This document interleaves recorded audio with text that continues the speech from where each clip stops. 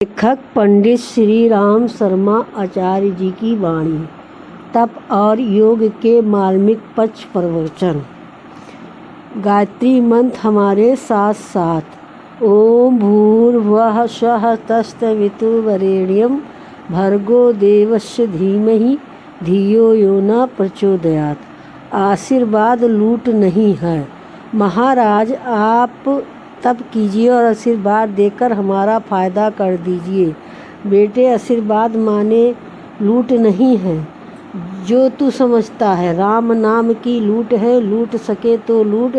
ऐसे किसी चीज़ की लूट नहीं पड़ रही है, आशीर्वाद की तो पड़ रही है। नहीं बेटे, आशीर्वाद की तो बिल्कुल नहीं पड़ रही है। आशीर्वाद की बहुत कीमत है। कीमत चुकाए बिना ना आशीर्वाद मिलता है, ना वरदान मिलता है, न सिद्धि मिलती है, न चमत्कार मिलता है और न मनोकामना पूरी होती है।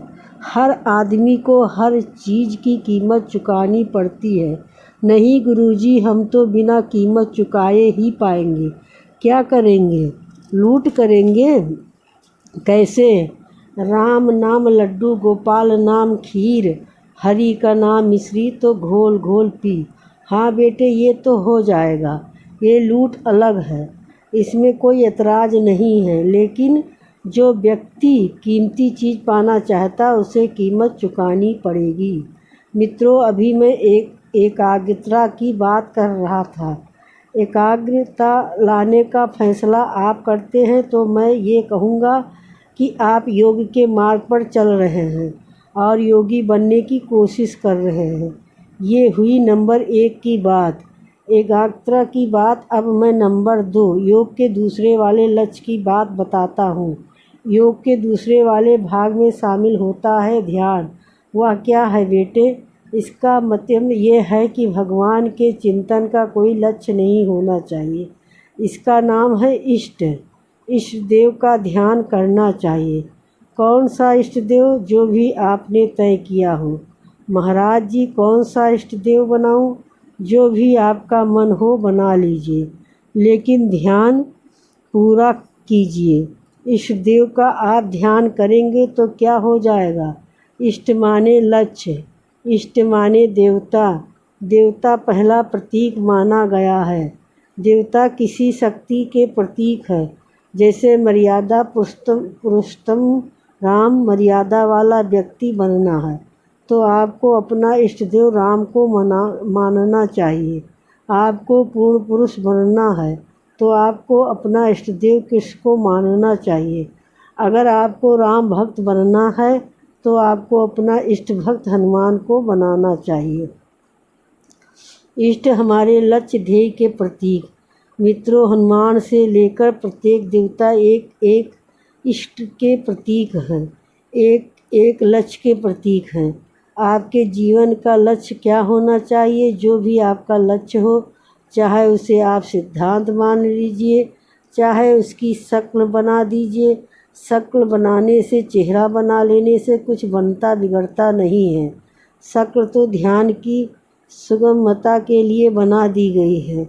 इस बात से मैं बहुत सहमत हूँ कि देवताओं के बारे में जो इष्ट देव बना दिए गए थे वो इसलिए बना दिए गए थे कि आदमी यह समझे कि हमको कहाँ पहुँचना है, हमारे जीवन का लक्ष्य क्या है। लक्ष्य को प्राप्त करने के लिए हमको किस प्रकार की गतिविधियाँ अपनानी चाहिए। लेकिन पीछे क्या कर दिया गया है कि देवता जो इष्ट के रूप में बनाए गए थे उनके साथ में हमने सांसारिक मनुष्य के सिद्धांत को जोड़ दिया। इसमें अध्यात्म में गतियाँ पैदा हो गई, विकृतियाँ पनपने लगी इष्ट देवता के साथ। जहाँ मनुष्यों के तरीके से उनके साथ में इतिहास जोड़ दिए गए हैं, उनको इष्ट देव मानना हमारे लिए मुसीबत पैदा करता है। उदाहरण के लिए, जब भगवान श्री कृष्ण को अपना इष्ट देवता मान लेते हैं तो ठीक है, जहाँ तक गीता के योगेश्वर श्री कृष्ण का संबंध है, इनको इष्ट देवता मानने में कोई हर्ज नहीं है। लेकिन जहाँ उनके गृहस्थ जीवन की बात आ जाती है, उसको मानने से हमारे ऊपर बुरा असर पड़ता है। कृष्ण जी का मनुष्य जीवन का इतिहास जानकर हम मुसीबत में फंस जाते हैं। कृष्ण जी के 16,108 रानियाँ थीं। एक पत्नी थी, उसका नाम था रुक्मिणी।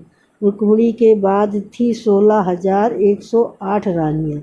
उनके कितने बाल बच्चे थे? एक औरत के अगर 8-8 बच्चे मान लिए जाएं तो कितने हो गए? 1664 अर्थात 1 लाख से भी ज़्यादा बाल बच्चे हो गए श्री कृष्ण भगवान के। तो फिर अब आपको क्या करना चाहिए? हम तो आपको फैमिली प्लानिंग की सलाह दे रहे हैं। नहीं साहब, अभी तो हमारे 4 ही बच्चे हैं। श्री कृष्ण के बराबर तो हो जाएं, कम से कम 8-9 बच्चे तो हो जाएं। न जाने और क्या क्या इतिहास में भरा पड़ा है। श्री कृष्ण इसकी बहन का अपहरण कर लाए, उसका अपहरण कर लाए, जाने क्या क्या बवाल भर दिया है। इसलिए हम किसी ऐसे भगवान को अपना इष्ट देवता नहीं मानेंगे जो किसी व्यक्ति की तरह व्यवहार करता है। एक ही देवता भगवान। मित्रों, हम भगवान को एक मानते हैं। भगवान एक ही है। अगर दुनिया में अनेक देवता रह गए तो आफत पैदा कर देंगे। इनमें आपस में लड़ाई हो जाएगी, मार काट मचेगी, फौजदारी हो जाएगी, इलेक्शन में प्रतिद्वंदी तैयार हो जाएंगी। दुनिया में अनेक देवता नहीं रह सकते। दुनिया में एक ही देवता रह सकता है और उसका नाम है भगवान। अब प्रश्न उठता है कि भगवान को हम अपना इष्ट कैसे बनाएं? इसको बनाने का एक ही तरीका है कि आप जीवन में निश्चय कीजिए कि आपको क्या बनना है। ऊंचाई के रास्ते पर चलने के लिए आपको क्या बनना है? आपको लोकाहित करना है या आपको भगवान का भक्त बनना है? भगवान का भक्त बनना हो तो आपको हनुमान जी को इष्ट देव बनाने में कोई हर्ज नहीं है। यदि आपको उदात्त बनना हो और मानवता के सिद्धांतों से ओतप्रोत होना हो तो गायत्री से बढ़िया इष्ट और क्या हो सकता है? बेटे, ये देवियाँ नहीं हैं, ये भगवान की एक एक कला है, एक एक विशेषता है। अगर आपको सारी विशेषताओं को इकट्ठा करना हो तो आप सविता को अपना इष्ट मान सकते हैं। सविता में सूर्य में बहुत सारी किरणें होती हैं, बहुत सी विशेषताएं होती हैं। भगवान की दयालुता का, भगवान की नियमितता का, विश्वव्यापकता का, इन सारी की सारी विशेषताओं का सत्ता में समावेश है। इन विशेषताओं के समाविष्ट होने में आप एकमत हो सकते हैं। कोई इष्ट देवता आप बनाए चाहे न बनाए, लेकिन अगर निराकार को मानने वाले हैं तो आपको देवता नहीं मिलेगा। अगर आप साकार को मानने वाले हैं तो देवता को बनाने के लिए बैठना नहीं पड़ता। मैं तो कहता हूँ कि आपका इष्ट देवता ऐसा होना चाहिए कि आपको अपने जीवन में पहुँचना कहाँ है, जो तंदुरुस्त रूप आपके समग्र व्यक्तित्व को ढाल दे। इसके लिए आपका स्व में ध्यान एकाग्र होना चाहिए। ये योगी की स्थिति है। योग में मन की एकाग्रता और लक्ष्य की निर्धारण दो बातें प्रमुख है। लक्ष्य का निर्धारण करते हुए चिंतन को आगे बढ़ाते जाना और चिंतन को बढ़ाते जाने के लिए आवश्यक गतिविधियों का समावेश करते जाना। केवल चिंतन ही चिंतन करते रहेंगे तो गतिविधियाँ कहीं और चलेंगी और चिंतन कहीं और चलेगा। ऐसा नहीं हो सकता कि जहाँ चिंतन चलेगा वहाँ गतिविधियाँ भी चलेंगी।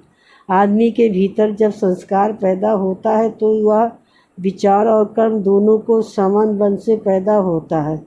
जीवन में जो स्थिरता आती है वो विचार और कर्म दोनों के समन्वय से आती है। अगर आप विचार करते रहें, उस तरह का कर्म न करें तो संस्कार ही नहीं मिलेगा।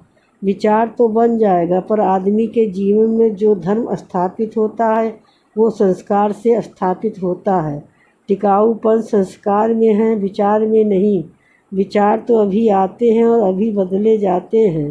विचार से टिकाऊपन नहीं आएगा, वरना संस्कार से आएगा। एक अर्थात भिन्न प्रकार के ध्यान। इस वाणी को सुनने के लिए बहुत बहुत धन्यवाद। और आपने जो सब्सक्राइब करा उसको तहे दिल से धन्यवाद करती हूँ।